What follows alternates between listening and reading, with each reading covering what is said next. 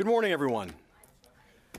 Today we're joined by Colonel Ryan Dillon. Colonel Dillon is the spokesman for Combined Joint Task Force Operation Inherent Resolve, and he is based out of Baghdad, Iraq. Colonel Dillon, how do you hear us, sir? I can hear you well, Adrian. How about me? Sir, we hear you very well. If you have an opening statement, please go ahead, sir. All right, thanks. Today we'll discuss operations in Iraq and then in Syria. The past week, our Iraqi security force partners made continued progress in the fight to eradicate ISIS terrorists from Iraq. Iraqi Prime Minister Abadi announced the beginning of operations to liberate Western Anbar and Hawija this week, the two final locations in Iraq where ISIS still holds territory. Already, the ISF have routed ISIS in Akashat, Rihana, and just this morning they have cleared the first 11 villages, completing their first phase of operations on offensive operations in Hawija. These operations are evidence and showcase the ISF's increased capacity as a battle-tested, formidable fighting force. During the past week, the coalition has supported the ISF with 28 strikes on ISIS targets in Hawija and another 37 strikes in Western Anbar. It is clear that ISIS terrorists are overwhelmed and outmatched by the strength of the ISF. Daesh is losing ground and are failing in every battle, and soon ISIS will have no sanctuary anywhere in Iraq. I want to emphasize that the great progress made against ISIS throughout Iraq is due to the combined efforts of the Iraqi security forces working together. This includes the Iraqi Army, the Federal Police, Peshmerga, local police, counterterrorism service, and popular and tribal mobilization forces. Together, all these forces have beaten ISIS decisively and repeatedly. The ISF have also worked with the humanitarian community to care for civilians trapped by ISIS. In fact, the United Nations recently noted that the coordination with the Iraqi military forces offers a model for how humanitarians can engage with the military to prioritize civilian protection in conflict. All of the coordination I just mentioned has contributed to the victories we've seen recently against Daesh.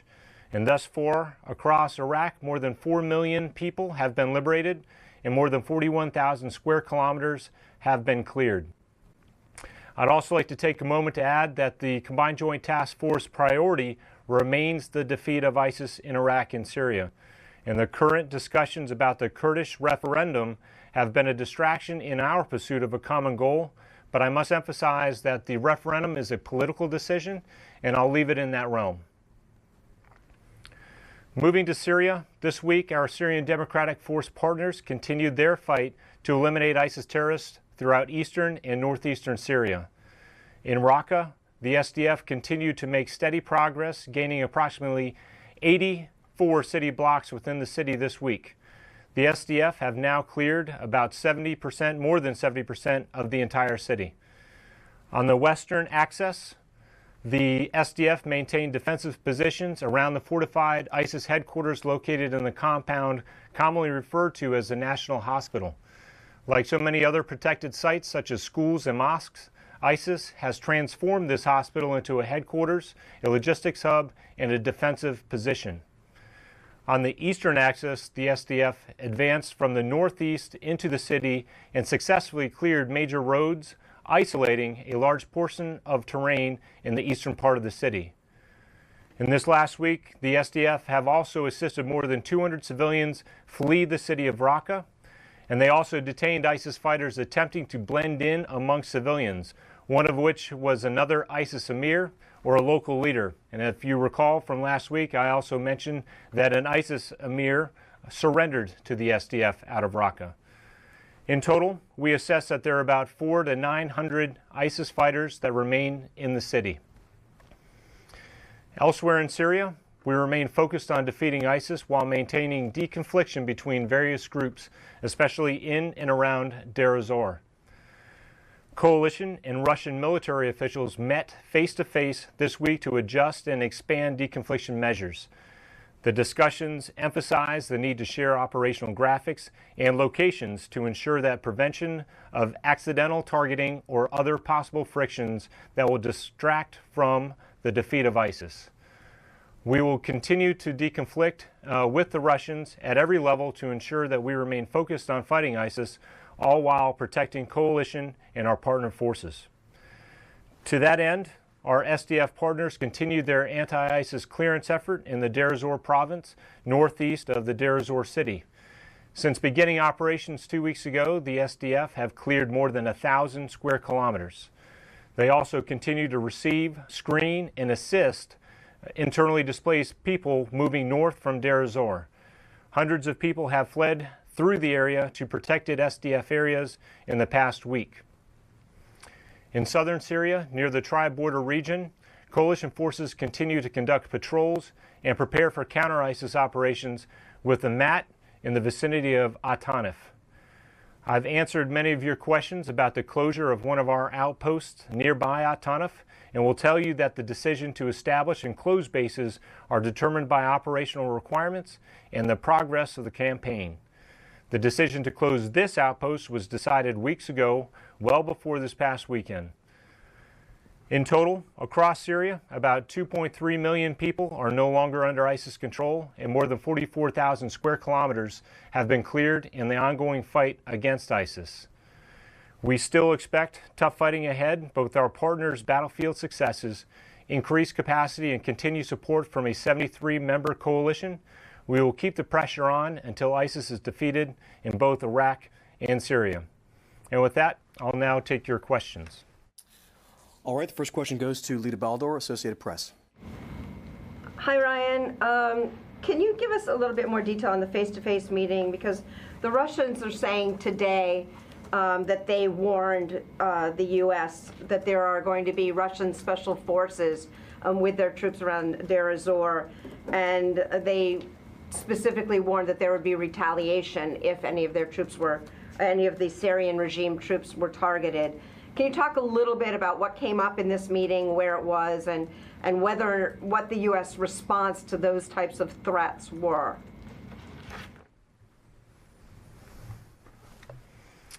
Okay, Lita, thanks for the question. First off, I'll say that the face-to-face meeting between the Russians and the coalition military officials happened in the region, so it was nearby, so that I won't go too far into discussions on exactly where that is, because there may be follow-up meetings, perhaps in the same location.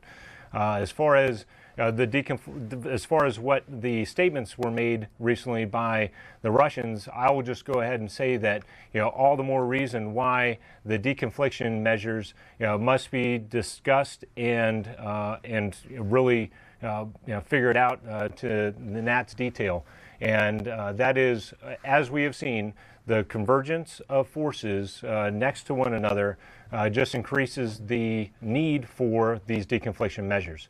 So what does that mean? They had a face-to-face discussion, laid down maps and graphics to discuss where those deconfliction measures would be put into place, so that one, we don't inadvertently fire upon one another. Number two, we can stay focused on ISIS. And three, we can continue to maintain support to our forces, both from the air to our forces on the ground, to make sure that they can continue their efforts to defeat ISIS.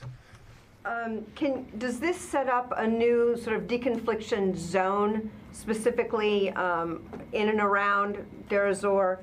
And it sounds like when you're sharing maps and graphics, that it sounds more like coordination, cooperation than deconfliction.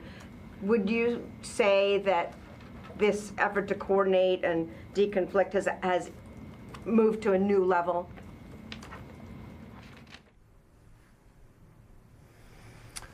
So what I would say is we're not going to say that it is a zone. This is I think a natural progression to the deconfliction line that we had in place that runs south of Tabqa and ran parallel to the Euphrates River. Now that we've gotten into Deir ez-Zor, that needs to be up to level, and the level of detail that is required for the deconfliction has to increase. And because of the proximity, that is why we had these face-to-face meetings. Because of what happened this past weekend on September 16th, this is another reason why these meetings are happening. But as far as cooperation, I would not call it, I think as someone has described it in the past, as a chummy relationship. It is professional, and it is for deconfliction, and it is so that we know where they are and they know where we are, and we can continue our efforts to defeat ISIS. Just one quick thing. When was the meeting? Sorry. It was in the last couple days. Next to Qasim Ileri from Anadolu. Hi, Colonel.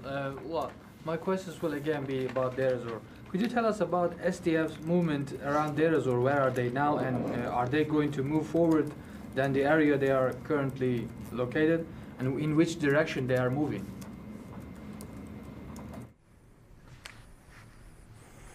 Okay, thanks, Qasim. In Deir ez-Zor, as part of the Operation Jazeera Storm, they have reached their initial objective, which is northeast of Deir ez-Zor. We'll say about 20 kilometers northeast of Deir ez-Zor. They have met that objective. They have begun back clearing. I think last week I had said that they had achieved 500 square kilometers, and that was coming down on two main axes of advance. They have since back cleared and cleared all the space in between those areas, and they continue to also push and expand outside of those axes, particularly to the east. So I think we're ready and prepared to show you next week some updated graphics similar to the Raqqa map to show that progress for you. Also said the SDF apparently wants to move down to east, and the regime also is interested in moving to that direction, particularly the border area with Iraq and the bordering area with Iraq. So what is the deal here? Does this came up during the meeting that you had with Russians? Who is going to take that area, that eastern part of the Deir ez-Zor, which connects the Iraqi and Syrian territory, the bordering area?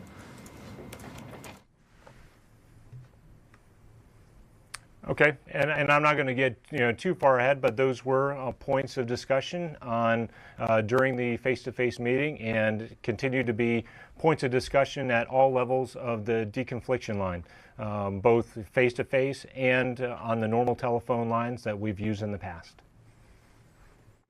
Next to Lucas Tomlinson from Fox News.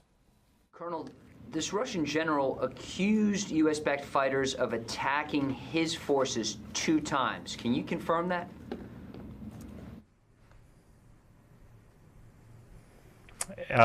I have not seen the statement. I know that you have brought it up. I will just refer back to the statements I've made already about deconfliction and how important it is to do so. The Russians and the Syrians are fighting ISIS. What's the problem with that?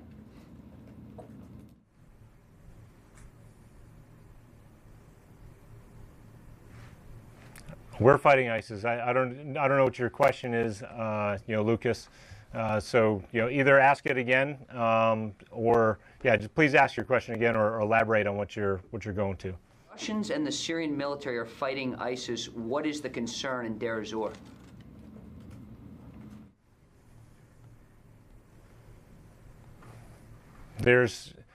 They can fight ISIS, and they have been fighting ISIS, and they've reached the city of Deir ez-Zor. The Syrian Democratic Forces, our partners, have also made significant gains across northern Syria, and are not ready to give that up or to prevent ISIS from moving back into the area. So they're fighting ISIS, we're fighting ISIS. Deconfliction efforts are put into place so that we can continue to focus on our efforts to do so. ISIS together in Deir ez-Zor.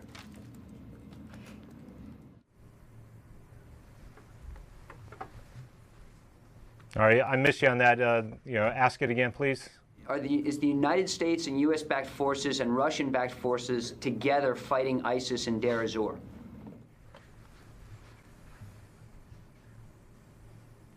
We're fighting in Deir ez-Zor province. They are fighting in Deir ez-Zor city proper. And there is a separation between the locations where they are fighting and where our partner forces are fighting. Next to Nancy Youssef from the Wall Street Journal. Thank you. Colonel, earlier today in a press conference you held with Brigadier Rasul, he made mention of the fact that the Iraqis were motivated to fight a two-front campaign against ISIS in Hawija and in Anbar. And my question is, do you believe that the Iraqi conventional forces are capable of fighting a two-front campaign? And what does this mean for U.S. advisors? Could we see U.S. advisors spread over a wider geographic area? Could we see a scenario in which there will be a demand for more U.S. advisors should a two-front campaign start?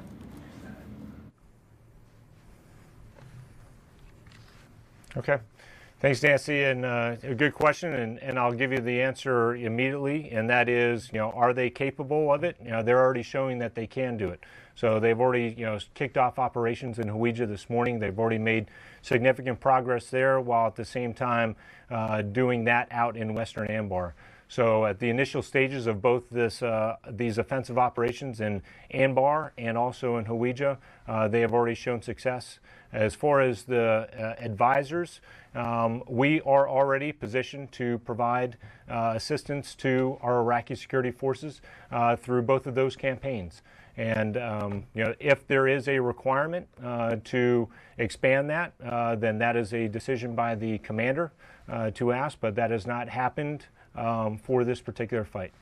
Can you help me understand what's the incentive, given the risks associated with it, of having a two-front war, given that the Iraqi security forces have been quite exhausted through this campaign? I'm just trying to understand what's the driving factor. Is it simply to get rid of ISIS faster? And if so, is there a risk in trying to do it this way rather than one after another? Is there worry that it's a balloon effect, that they're pushing into one city versus another? I'm trying to understand militarily sort of the thinking behind going about it this way for the first time.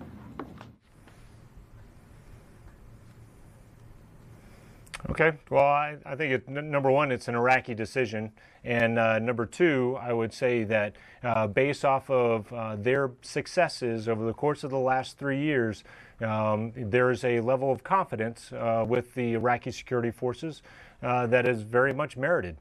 They have come out of a victory in Mosul that would have been hard for any army in the world to undertake, and they came out on top, and they came out victorious. And immediately after that victory and the liberation of Mosul, their next operation was Tel Afar, and they rolled over ISIS in Tel Afar very quickly. And we have seen how they have continued to with the momentum and the confidence that has been accomplished with these defeats against ISIS, can very well have presented the decision for them to make to go on both of these offensives. Again, bottom line is they are in command, and they are the one in charge of making these decisions. And right now, the initial successes of both of these this campaign and defeating ISIS in Western Anbar and Hawija at the same time looks very promising. The campaigns you mentioned, a lot of them had a heavy special forces component. Can you give me a breakdown in terms of in Hawija and Anbar, how much of it has been led by conventional, or what percentage is conventional versus special forces in both of those campaigns? Do you have that breakdown? I don't have it right here in front of me. I don't have it off the top of my head. I can try to look for that for you and provide it, and then follow up, but I don't have it with me right now. Thank you. Next to Elizabeth McLaughlin from ABC. Hi, Colonel Dillon. I know you don't want to talk about the Kurdish referendum because it's a political decision, but the State Department said yesterday that it had already negatively impacted the fight against ISIS, specifically communications between Erbil and Baghdad coming up on Hawija. So can you clarify how the campaign has already been affected and what were the differences in that communication?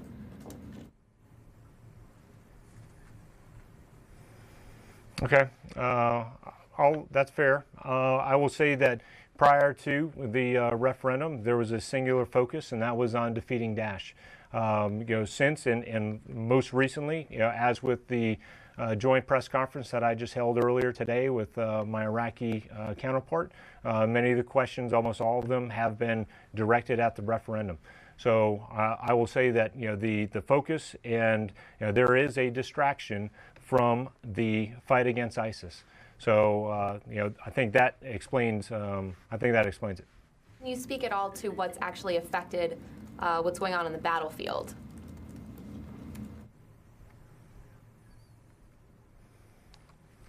As far as what's going on the battlefield, I will also just shed some light on some of the most recent interviews that I've had with Iraqis over the course of the last couple weeks.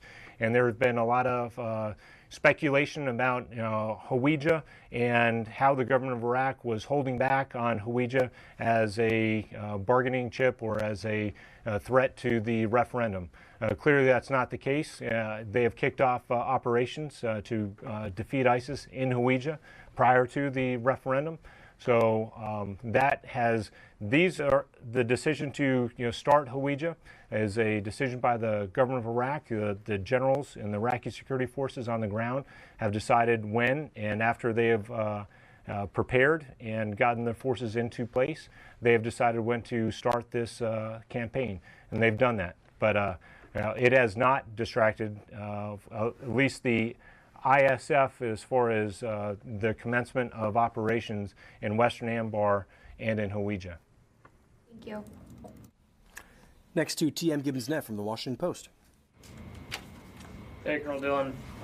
Question about the meeting between the Russians and the U.S.-backed forces in the ERV. Does the U.S. have the ability to talk to their Russian counterparts on the ground directly?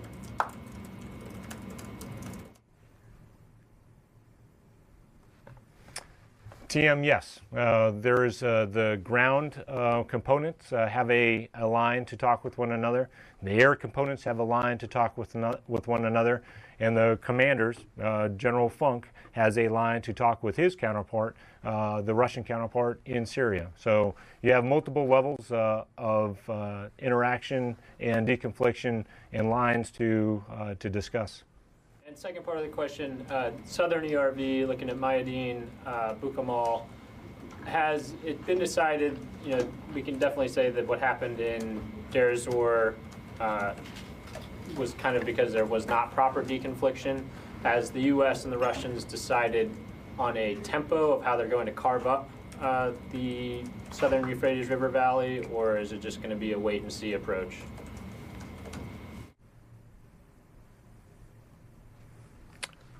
That is part of discussions, is the expansion of this deconfliction line as it moves further on down the middle Euphrates River Valley.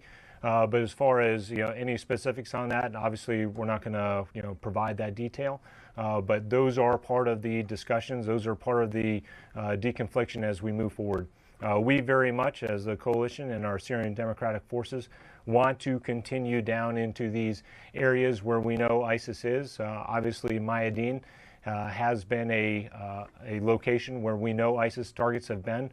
We have struck them, throughout the Middle Euphrates River Valley, particularly in Mayadeen and Abu Kamal, and we want to get after ISIS there, and that is the plan, is to do just that. All right. Next to Ryan Brown from CNN. Hello, Colonel. Thank you for doing this. The face-to-face meeting, can you provide who was actually attending that meeting? What level of seniority was the officials? I mean, was this 06 to 06, or was this higher up the chain of command? And has the U.S. advisors or coalition advisors working with the SDF, have they changed their force protection in the wake of Saturday's airstrike against the Russian airstrike against the SDF? I mean, are they doing more protective overflights? Or any? You don't have to go into specifics, but has there been any adjustment in the force posture as a result of that airstrike?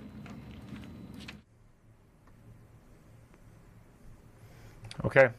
First off, Ryan, I will say that the face-to-face meeting with the military officials was at the general officer level on both sides. And as far as the increase of force protection measures, we have always maintained the capabilities and the overwatch, both from the air and our forces on the ground. And we maintain that. There is not, I would not say that there has been an increased amount of force protection measures. I would say that it is where it needs to be, and it has been so from the beginning. Just to quickly follow up on Tam's question, when did the ability for the ground units to communicate, Russian and coalition, communicate with each other directly, when was that kind of instituted? How long has that been going on? How long has that been going on, I guess? All right. I don't want to steer you the wrong way, but I would say it's been over a month now. But I owe that back to you. I will get a more definitive answer on that. And just there hasn't been any coalition strikes in Deir ez-Zor for a long time on the strike release. Is that just because no targets have been identified, or is that part of the deconfliction?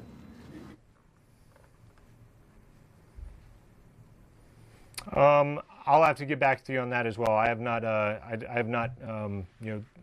kept a tight eye on the strikes there. I know that obviously our strikes continue in Raqqa and further down the Middle Euphrates River Valley. But I will check on the Deir ez-Zor, and is it just that we are writing a different characterizing where it is near? I owe you that answer. All right, and I'll go to Corey Dickstein from Stars and Stripes. Hey, sir. My first question, I want to clarify something because I'm probably just misunderstanding. Following up on Ryan and TM on this ground-to-ground deconfliction talk, are you saying that special forces advisors on the ground can talk to Russian special forces advisors with the Syrian forces, or are you saying that there's a measure somewhere on the ground in Iraq deconflicting with Russians on the ground in Syria? I'm a little confused. Okay. No, that's fair, Corey. What it is those forces not on the ground, but ground forces command, those that are maneuvering from them. So don't think that it is special forces tactical level engagements on the ground with their counterparts. It's at a higher level than that. And sorry, I have it now. Going back to Ryan's question, we have continued to strike locations in Deir ez-Zor province. 17 is what I'm tracking right now over the course of the last week. All right, and then my other question, in Iraq, what is the estimate for ISIS fighters in the Hawija area? And same question for Western Anbar, and are those mostly going to be foreign fighters, guys who have fought, in other locations in Iraq before, or are these going to be guys that have been in those locations for a while? Okay. All right, Corey. So for in Hawija, we estimate that there are 800 to 1,500 ISIS fighters that are in the Hawija area. Out of those, there are some foreign fighters. We don't have a breakdown of that. General Yahya Razul in today's joint press conference had also acknowledged that there are foreign fighters in Hawija.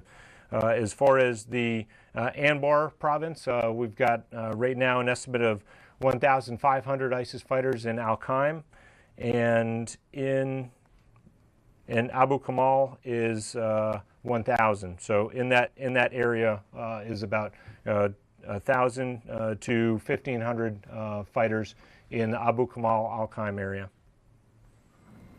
Thank you. We'll go to Qasim from Anadolu. Yes, just another question, Colonel Dorian, about Afrin. Did the coalition get any assurances from Turkey against a possible operation toward Afrin, while on the other hand there is a Raqqa operation where YPG is taking part in?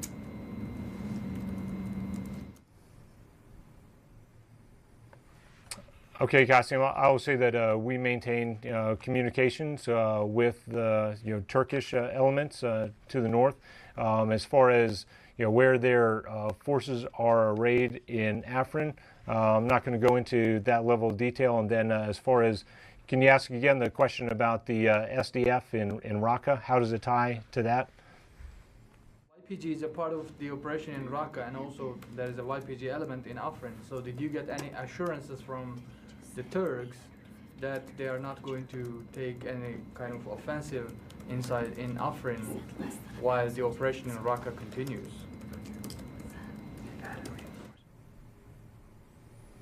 Yeah, Qasim, our partner force in Raqqa is the SDF, and as we have discussed, in the past, from this podium, is that the arms and the things that we do with the SDF, we were very transparent about those things with our Turkish partners and our coalition members.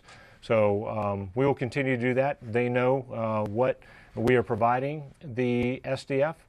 We have our advisors and those that accompany the SDF in Raqqa, and we'll maintain that all the way through, both the transparency and our ability to stay with the SDF in the fight in Raqqa. Next to Courtney Cuby from NBC. Good evening, Colonel Dillon. I'm sorry, I'm completely confused on communications now. So we have the existing deconfliction line that's run out of Qatar, and that is solely for deconflicting airspace, Russian to U.S. Okay. Are these other communication lines also considered other deconfliction lines, or like, I'm sorry, I don't get this at all. How many different lines of communication are now going between the U.S. and Russia? Period. Okay, so I can understand how you are getting a little confused. So you have the actual the deconfliction telephone line. One is with the air to air. And another one is, from ground components, and that is also, so think 2 telephone lines, one talking to air stuff and one talking ground stuff. And then the other one, as needed, it's still just a telephone line, and that is between the commanders, our Combined Joint Task Force commander, and the commander of Russian forces in Syria. I hope that clears it up.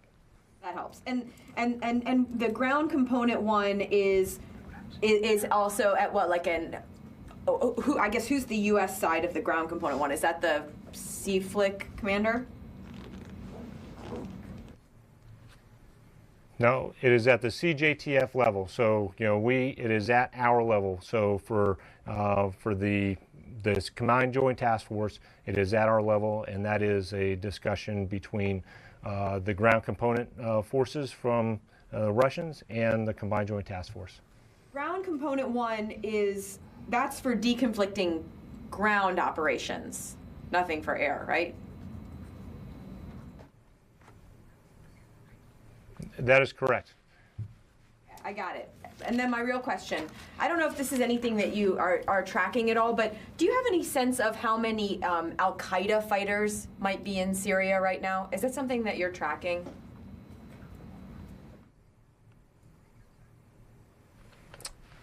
Courtney, that is not. We're not tracking Al-Qaeda, at least not CJTF, and I don't get that normally in briefings. Thank you. I'll go to Richard Sisk from military.com. Hi, Colonel. Again, on the meeting with the Russians, the face-to-face meeting, is that the first time ground commanders have met with the Russians?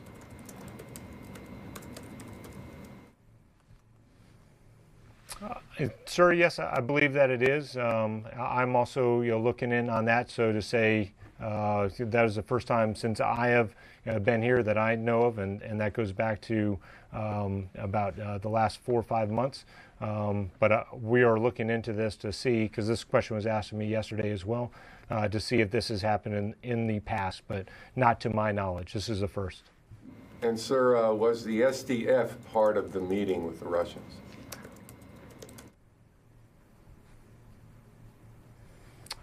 They were not. Not to my knowledge. That was the Russian general officers and the Combined Joint Task Force, the coalition general officers that met. Lastly, Colonel, in Hawija, are the Peshmerga participating in these initial operations?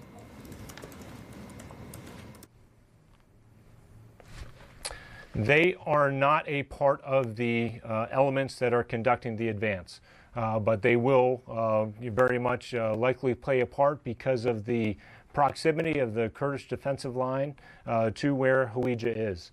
And so what I'll say is, as an example, the same happened in Tel Afar, and the Peshmerga were not a part of the forces that were moving and conducting offensive operations in Tel Afar. However, as the ISIS elements fled north, they ran into the Kurdish defensive line, and Peshmerga forces played a large role in killing many ISIS members and also taking them, those that captured and those that surrendered. We can predict or say that it is likely that they will also play a part in the same way in Hawija. And again, lastly, are the Peshmerga around Hawija currently coordinating with the ISF, or have they cut off communications?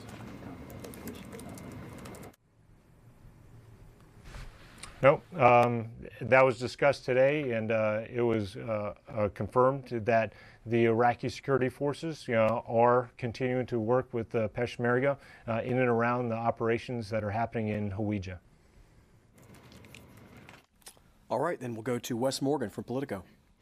Hi, Colonel Dillon. So there have been some reports in the last few days that some U.S. units in Afghanistan are bringing forward troops who had initially been left behind at their home stations. And I'm wondering, is this also happening in OIR? Have any U.S. units in Iraq recently been rounded out with troops from their home stations who had initially been left behind when they deployed?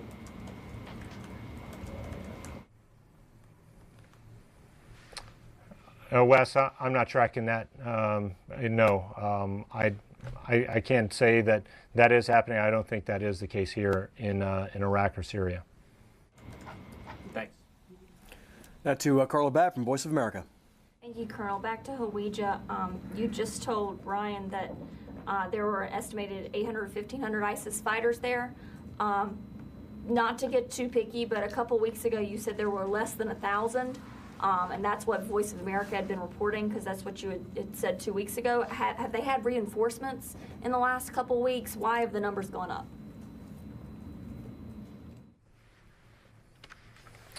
Okay, so Carla, every time I announce or I present any kind of numbers, these are estimates, and these estimates are driven by our intelligence folks and the capabilities that they use to track and come up with these estimates. So that's where we'll leave it.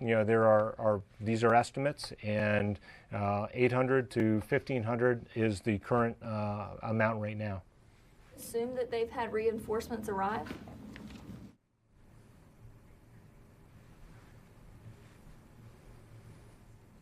No, again, I'm not going to give an assessment as to why we think this. Again, these are estimates, and they're based off of many different means to collect data and to put them together. TM from Washington Post. Yep, just clarifying again on the communication. My question was kind of maybe said a little too broadly.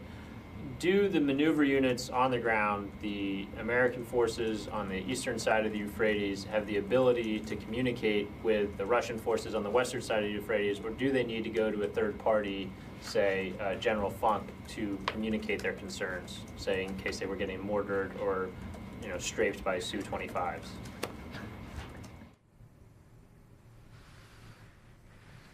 Yeah, there is not communication on the ground from U.S. forces and Russian forces on the ground. Party to communicate, a deconfliction incident.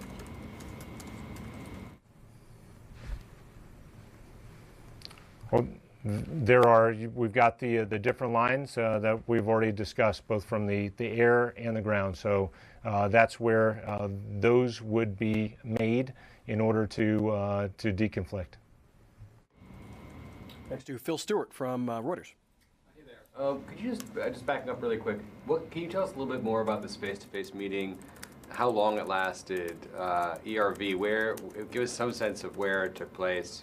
Was this in a U.S. facility? There must have been force protection in place, or where did this take place? And kind of why was it important? Anything you can tell us more about that meeting? And then I had a question about Iran. Okay. We're not going to go too much more into detail for the reasons that I said in the beginning. This happened in the region, and it happened, face to face. It may happen again in the future. Therefore, I don't want to, get too much into location. And I think that it addresses it. I've already talked about at what level it was, and the potential of possibly doing it again. Like a 10-minute meeting? Was this a 12-hour meeting? Can you give us any sense of? I have no idea whether they were just sort of saying hello, or if they were going through, pretty intricate plans, or what. Yep. So, Phil, I don't know, exactly how long it was scheduled for. A day. It didn't go multiple days, but I can't tell you how long, if it was a 18-hour session or if it was a 4-hour session. I don't know that. But it was probably hours. It's a safe bet. An hours-long meeting.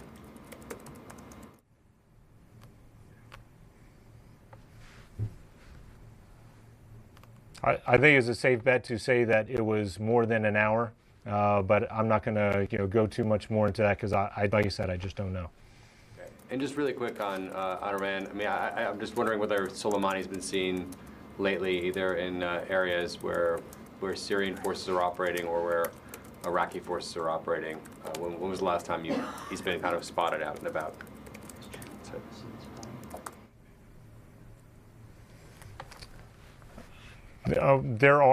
There's no question about it, that there are Iranian-backed militia groups that are supporting the pro-regime forces, and they have capabilities, and we watch that, and as much as we can, we know where they are. Now to Lucas Thompson, Fox News. Colonel, following up on TM's question, if Russian-backed forces are fighting ISIS and U.S.-backed forces are fighting ISIS, why aren't the two sides coordinating?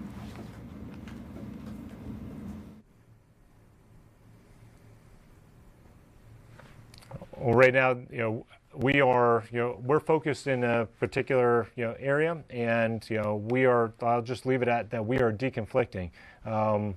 And the way that we have conducted the operations throughout northern Syria with our partners is looks different than the way that the Syrian regime and the Russians have. In eastern Syria and Deir Zor, you have forces eyeball to eyeball across the Euphrates River from one another. Why isn't there some coordination, since both sides are fighting ISIS, the same targets? Well, Bill, and Adrian, I will take that question from OSD. We'll take that question from here. Okay, then last question. Did the U.S.-led coalition take it as a threat, this Russian general's comments about, if attacked, we will strike back? Was that a threat?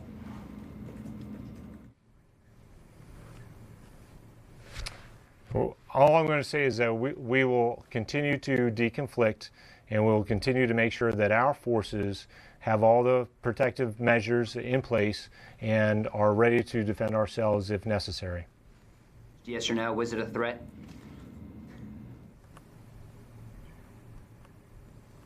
You had my answer already, Lucas.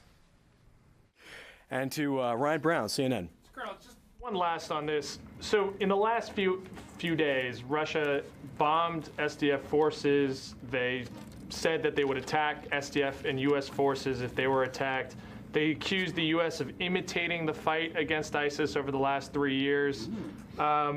Is any of this rhetoric out of the Russian military, Russian Ministry of Defense, is it helpful to the campaign against ISIS, and is it accurate at all?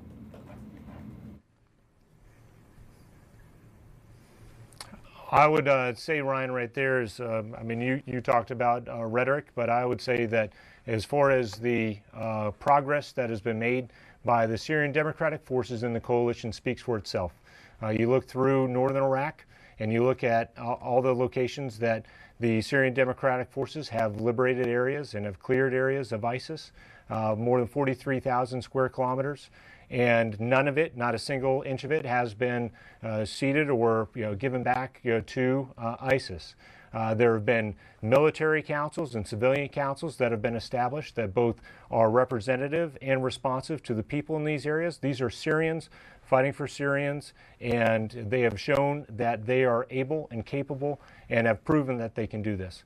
So I think that anything that we'll say is we'll point to the progress that we've made, to include Raqqa right now, the self-declared capital, and we'll let our actions speak for themselves. And Russia also accused the U.S. of initiating an al-Nusra attack on a regime base yesterday. Is there any truth to that at all? Yeah, we're talking about defeating ISIS, and not, I don't know, what comments you were talking about. So again, I'm not going to entertain that question. We're going to fight ISIS just like we've done, and we've continued to be successful at that. Thank you, sir. All right. Are there any more questions for the group? Sir, thank you very much. Any closing words for the group? Nope. Thanks. Thanks, sir. Have a good day, everyone.